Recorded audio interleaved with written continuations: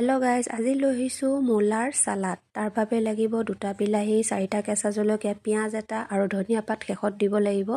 মই প্ৰথমতে মূলাকেইটা ভালদৰে চাফা কৰি লৈছোঁ। তাৰপিছত পিহনাত ৰুকি ল'লোঁ আৰু এই ধনিয়া পাত অলপমান দিছোঁ।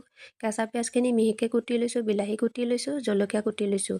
এতিয়া এই গোটেই বস্তুখিনিৰ ওপৰত মই অলপ আন্দাজমতে নিমখ দি দিম আৰু আপোনালোকে নিজৰ পচন্দ অনুযায়ী ক'লা নিমখো দিব পাৰে। মই বগা নিমখটোৱে ইউজ কৰিলোঁ, হোৱাইট সল্ট, আৰু গোটেইখিনি বস্তু একেলগে সানি ল'লোঁ আৰু বস্তুখিনি সম্পূৰ্ণ মিহলি কৰি দিব, তেতিয়াহে চালাডটো টেষ্টি হ'ব। আৰু বস্তুখিনি যেতিয়া গোটেইখিনি একেলগে মিহলি কৰা হৈ যাব, তেতিয়া আপোনালোকে ইয়াৰ ওপৰত দিব লাগিব এচামুচ সৰিয়হৰ তেল আৰু প্ৰথমত ভালদৰে সানি ল'ব। আৰু দেখিছে আপোনালোকে গোটেইখিনি ভালদৰে মিহলি হৈ গ'ল আৰু মই এয়া এচামুচ সৰিয়হৰ তেল ওপৰত দি দিছোঁ আৰু এইখিনি ভালদৰে আকৌ মিক্স কৰি দিম, হাতেৰে ভালদৰে মোহাৰি দিম যাতে গোটেইখিনি একেলগে মিলি যায়।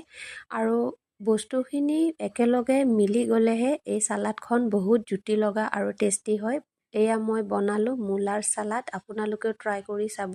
যিহেতু ঠাণ্ডা দিন, বজাৰত মূলা এভেইলেবল পোৱা যায়, গতিকে আপোনালোকে ৰঙা মূলাটো ল'ব। ৰঙা মূলাটো বেছি টেষ্টি হয়, মই ৰঙা মূলাই লৈছিলোঁ, দেখিছে আপোনালোকে। আৰু মোৰ ভিডিঅ'টো চাই ভাল পালে প্লিজ মোৰ চেনেলটো লাইক আৰু ছাবস্ক্ৰাইব কৰিব। ধন্যবাদ।